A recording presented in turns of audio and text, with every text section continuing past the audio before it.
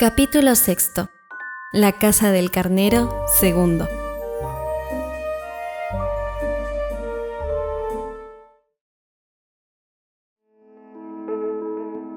La extraña historia del hombre, primero.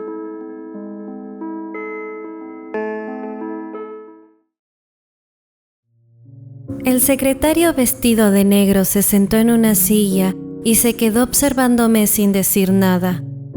No era una mirada escrutadora, ni una mirada de desprecio, ni una mirada penetrante, que me punzara el cuerpo. No reflejaba ningún tipo de emoción que yo conociera. Simplemente me observaba. Tal vez mirase la pared que había a mis espaldas, pero yo estaba delante y, por lo tanto, me observaba a mí también. El secretario tomó la cigarrera de la mesa, abrió la tapa, sacó un cigarrillo sin filtro, dio unos golpecitos con la uña en la punta y tras encenderlo con un encendedor, expulsó el humo en diagonal. Luego dejó el encendedor en la mesa y cruzó las piernas. Entretanto, su mirada no se movió ni un ápice. Era el hombre del que me había hablado mi socio. Iba demasiado bien vestido, tenía unas facciones demasiado armoniosas y sus dedos eran demasiado finos. Si no fuera por los párpados de aspecto picudo y por las pupilas, frías como adornos de cristal, habría parecido el perfecto homosexual. Pero no con esos ojos. No causaba ninguna impresión, ni se parecía a nadie, ni recordaba a nada. Si uno se fijaba bien, aquellas pupilas tenían un color extraño. Era un color negro acastañado, con una pizca de azul. Pero la intensidad del color azul variaba en cada ojo. Parecía que cada pupila pensara en cosas diferentes. Sus dedos no paraban de moverse ligeramente sobre sus rodillas. De pronto me saltó la ilusión de que, en cualquier momento, los 10 dedos podrían separarse de las manos y caminar hacia mí. Eran unos dedos raros que se desplazaron lentamente sobre la mesa y apagaron el cigarrillo, del que solo se había fumado un tercio. Vi como el hielo transparente se derretía dentro del vaso y se iba mezclando con el jugo de uva. La proporción de la mezcla no era armónica. Un silencio enigmático envolvía la sala. En otras ocasiones, al entrar en grandes mansiones, me había topado con silencios semejantes.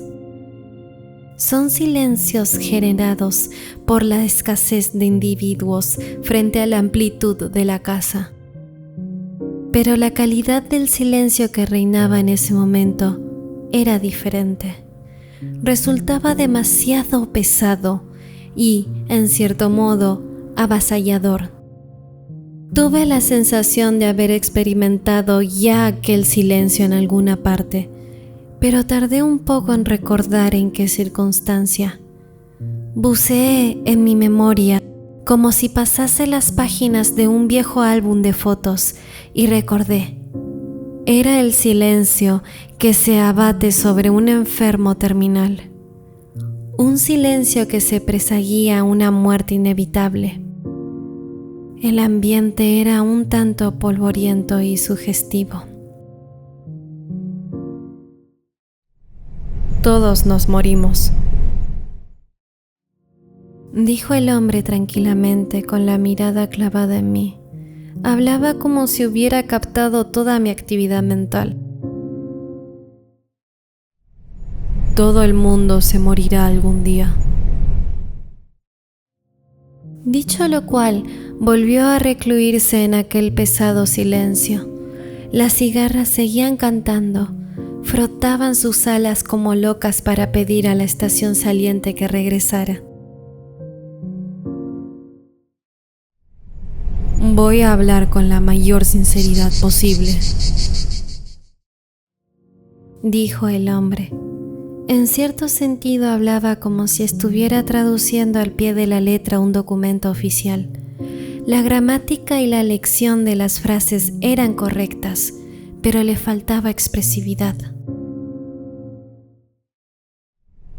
Hablar con serenidad y decir la verdad son, sin embargo, cuestiones distintas. La relación entre serenidad y verdad se parece a la de la proa y el timón de una embarcación. Primero surge la serenidad y luego la verdad. Ese lapsus temporal está en proporción directa al tamaño de la embarcación. Es difícil que surja la verdad de cosas inmensas. A veces aparece por fin cuando nuestra vida ya se ha terminado. Así que, en caso de que yo no te revelara la verdad, no sería culpa mía ni tuya.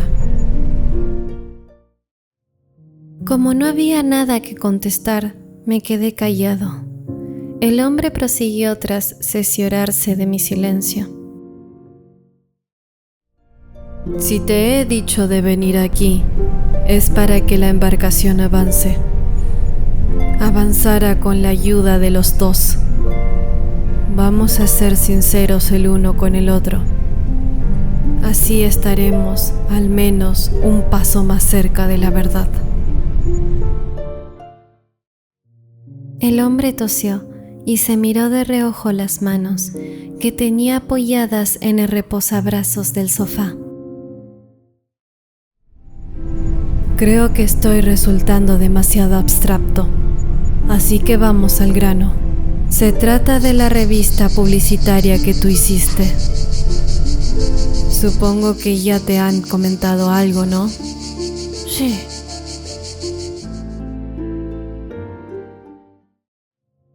El hombre asintió con la cabeza y tras una breve pausa volvió a hablar.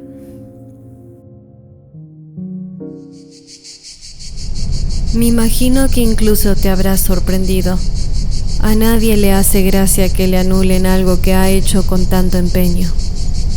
Sobre todo cuando forma parte de su medio de vida. La pérdida en términos reales también es considerable, ¿no? Exacto, dije yo. Me gustaría que explicaras esa pérdida en términos reales. Nuestro trabajo conlleva pérdidas reales.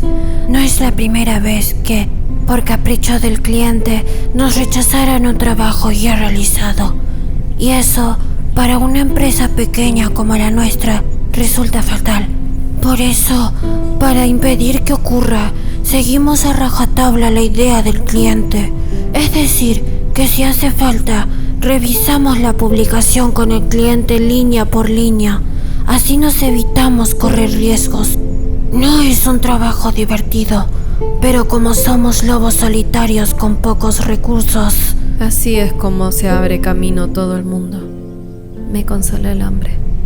En todo caso, por lo que cuentas, se podría interpretar que enterrando tu revista estaría causando un impacto financiero considerable a tu empresa, ¿no?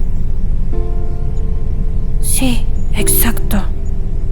Ya que está impresa y encuadernada, así que tenemos que pagar los costes del papel y la impresión antes de un mes. Además del coste de los artículos encargados a terceros. La suma es de unos 5 millones de yenes y precisamente habíamos planeado destinarlos a pagar una deuda. El año pasado hicimos una inversión fuerte en equipo.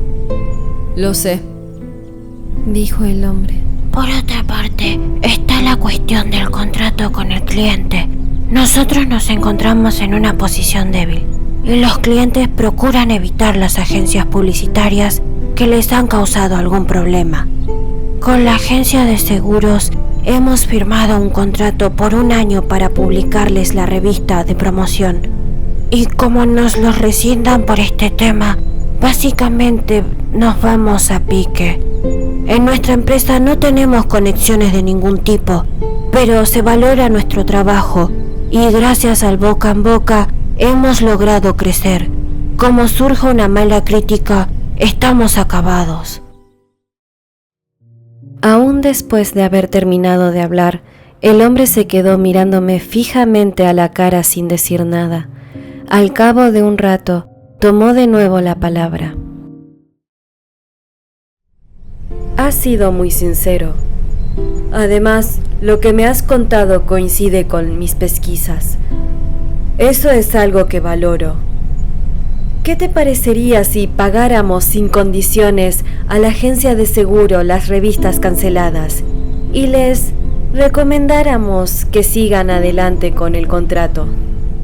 Entonces no pasaría nada.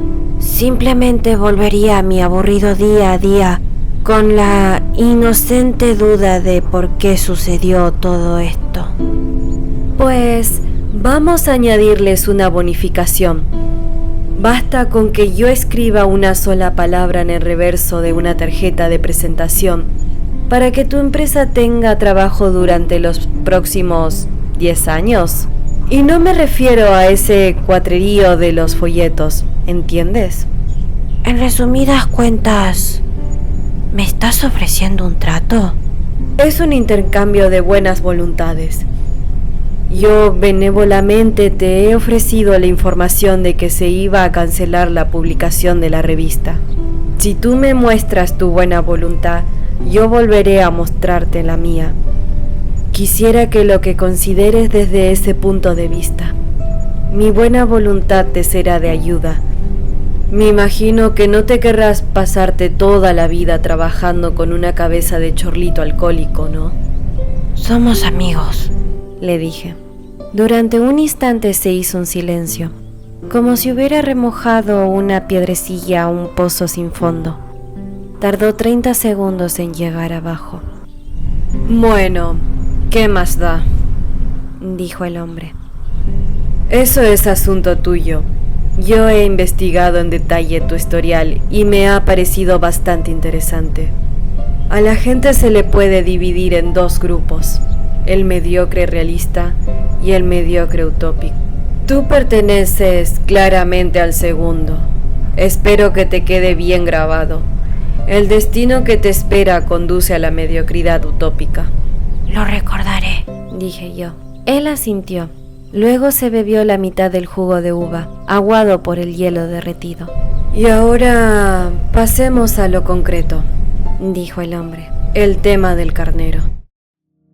El hombre se movió para sacar de un sobre una fotografía grande en blanco y negro y la colocó sobre la mesa delante de mí. Sentí que una pizca de aire real se había colocado en la estancia. Esta es la fotografía de las ovejas que aparece en tu revista. Para tratarse de una ampliación de la fotografía de la revista, sin usar los negativos, la nitidez era increíble. Seguramente había usado alguna técnica especial. Que yo sepa, fuiste tú quien la consiguió, por tus propios medios, y la usó para la revista. ¿Me equivoco? No, no es así. Según mis pesquisas, esta fotografía se tomó de modo totalmente amateur en los últimos 6 meses. Se usó una cámara compacta de las baratas. No la hiciste tú. Tú tienes una reflex Nikon de un solo objetivo y sabes sacar mejores fotos. No has ido a Hokkaido en los últimos 5 años, ¿cierto? ¿Usted qué cree?, repliqué. Dijo el hombre, y se quedó callado un rato. Parecía estar evaluando la calidad de su propio silencio. Da igual. Lo que queremos es que nos facilites información de 3 cuestiones. ¿Quién te ha dado esta fotografía? ¿Dónde y con qué propósito has sacado una foto tan mala? No puedo decir nada, dije yo con una llenesca que me sorprendió a mí mismo. El periodista tiene derecho a no revelar sus fuentes de información. Sin quitarme ojo, el hombre se pasó el dedo corazón de la mano derecha por los labios. Tras repetir aquel gesto varias veces, volvió a colocar las manos sobre las rodillas. El silencio se prolongó un rato más. Yo decía que algún cucó se pusiera a cantar, pero, por supuesto, no lo hizo. Seguro que los cucús no cantan al anochecer. Eres un tipo bastante raro, dijo el hombre. Si yo quisiera, podría cerrarte el negocio. En ese caso, yo ni siquiera podría llamarte periodista. Suponiendo que esa basura de panfletos y octavillas que haces se puede considerar periodismo, claro. Intenté pensar otra vez en el cucó. ¿Por qué no cantaría de noche? Es más, existen diferentes métodos para hacer hablar a un tipo como tú. No lo dudo, dije yo. pero requiere tiempo y hasta entonces no hablaré. Aunque consiga que hable, no lo contaré todo. Usted no sabe cuánto es todo, o sí lo sabe. Esto último fue un farol, pero surtió efecto. La incertidumbre del silencio que se produjo indicaba que yo había marcado un tanto. Me divierte hablar contigo, dijo el hombre. Tu falta de sentido de realidad tiene un poco al patetismo. Pero, ¿qué más da? Pasemos a otro asunto. El hombre se sacó una lupa del bolsillo y la puso sobre la mesa. Observa la foto con esto. Toma el tiempo que necesites. Yo tomé la foto con la mano izquierda y la lupa con la mano derecha y observé despacio la fotografía. Unas ovejas miraban hacia mí, otras miraban en otra dirección y unas cuantas pastaban distraídas. Era como una instantánea sacada en un momento de bajón en una reunión de antiguos alumnos. Inspeccioné las ovejas una por una, observé el estado de la hierba, el bosque de los abedules que habían detrás. Observé las nubes que flotaban en el cielo. No había nada fuera de lugar. Levanté la vista de la foto y de la lupa y miré al hombre. ¿Has notado algo raro?, me preguntó. Nada, dije yo. El hombre no tenía pinta de estar decepcionado. Si no me equivoco, en la universidad estudiaste biología, ¿no?, preguntó él. ¿Qué sabes sobre las ovejas? se podría decir que nada. Por lo que estudié era tan especializado que resulta prácticamente inútil. Dime todo lo que sepas. Son artiodáctilos, herbívoros gregarios. Si no recuerdo mal, fueron importados a Japón a principios de la era Meiji. Se aprovecha la lana y la carne. Eso es todo, más o menos. Correcto, dijo el hombre. Solo habría que corregir un pequeño detalle, y es que las ovejas no fueron traídas a Japón a principios de la era Meiji, sino durante la época Ansei. Pero antes de eso, como bien has dicho, no había ovejas en Japón. También existe la teoría de que vinieron de la China durante el periodo Heian. Pero, aunque fuera cierto, esas ovejas se habrían extinguido posteriormente. Por tanto, hasta la era Meiji, la mayoría de los japoneses no habían visto ese animal en su vida, ni sabían qué era. Aunque era un animal relativamente popular porque aparecía entre los 12 elementos del zodiaco chino. Nadie sabía exactamente qué clase de animal era. O sea, se podría decir que pertenecía a la clase de las criaturas imaginarias, como los dragones o los baku. De hecho, todos los dibujos de las ovejas pintados por japoneses antes de la era Meiji son absurdos. Se puede decir que equivaldría a los conocimientos de H.G. Wells tenía sobre los marcianos. Todavía hoy los japoneses saben muy poco acerca de las ovejas. En suma, históricamente las ovejas nunca han sido relevantes en la vida cotidiana de los japoneses. A nivel gubernamental, fueron importadas de Estados Unidos, se han criado y luego se dejaron de lado. Esa es su historia. Con la liberación del comercio de carne y lana con Australia y Nueva Zelanda al terminar la guerra, criar ganado ovino en Japón dejó de ser rentable. ¿No te dan pena las pobres? Bueno, así fue la modernización del Japón. Pero, por supuesto, no es mi intención hablarte de la vacuidad de la modernidad japonesa. Lo que quiero remarcar son 2 puntos. Que antes de los últimos años del Shogunato Tokugawa, en Japón no existía ni una sola oveja, y que a partir de entonces el gobierno censó estrictamente cada oveja importada. ¿Qué significan estos 2 puntos? Esa pregunta iba dirigida a mí.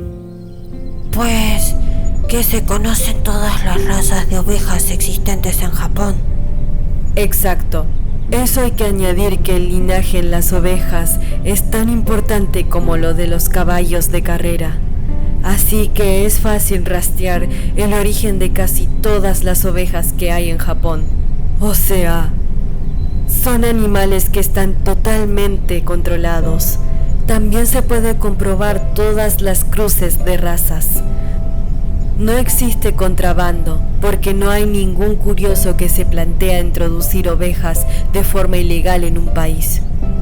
En cuanto a las razas, prácticamente todas las que hay son Southdown, Merina, Cotswold, oveja china, Shropshire, Corriedale, Cheviot, Romanov, Frisona del Este, Border Leicester, Romaine Marsh, Lincoln, Dorset Horn y Suffolk.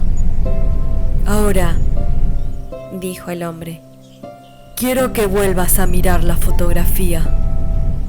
Volví a tomar la foto y la lupa. Fíjate bien en la tercera oveja que aparece delante, empezando por la derecha. Puse la lupa sobre la tercera oveja desde la derecha. Luego observé la oveja que tenía al lado y volví a mirar la tercera oveja. Ahora, ¿has notado algo?, me preguntó el hombre. Son de distintas razas, dije yo. Exacto, salvo la tercera empezando por la derecha. El resto son Suffolk, normales y corrientes. Esa es la única distinta. Es más rolliza que la Suffolk y el color de la lana es distinto. Tampoco tiene la cara negra. La verdad es que da la impresión que tiene más fuerza. He enseñado esta fotografía a varios expertos en ganado ovino. Han llegado a la conclusión de que esta oveja no existe en Japón y probablemente tampoco en ninguna otra parte del mundo. Con lo cual, estás viendo una oveja que no debería existir. Yo tomé la lupa y volví a examinar la tercera oveja. Un carnero. Mirándola bien, se veía que en el medio de la espalda tenía una mancha de tonos suaves, como si le hubiera caído café encima. Era tan borrosa e imprecisa que podría ser que el negativo se hubiera estropeado, o incluso podría ser una pequeña ilusión óptica. También cabía la posibilidad de que, en efecto, alguien hubiera derramado café sobre el lomo del animal. Tiene una mancha pálida en la espalda. No es una mancha, dijo el hombre. Es una marca con forma de estrella. Contrástelo con esto. El hombre sacó una fotocopia del sobre y me la entregó. Era una copia de un dibujo de un carnero. Debía de estar hecho a lápiz negro, porque había alguna que otra huella negra de dedo en las partes blancas. En conjunto resultaba infantil, pero el dibujo parecía insinuar algo. Los detalles habían sido dibujados con una minuciosidad fuera de lo normal. Comparé alternadamente el carnero de la fotografía y el carnero del dibujo, y estaba claro que eran lo mismo. El lomo del animal del dibujo había una marca con forma de estrella, que se correspondía con la mancha del carnero de la fotografía. Y ahora esto, dijo el hombre, y me entregó un encendedor que había sacado del bolsillo del pantalón. Era un Dot-Pont de plata bastante pesado, hecho por encargo, y tenía grabado el mismo emblema del carnero en el que había visto dentro del coche. En la espalda llevaba una pinta con forma de estrella. La cabeza empezó a dolerme un poco.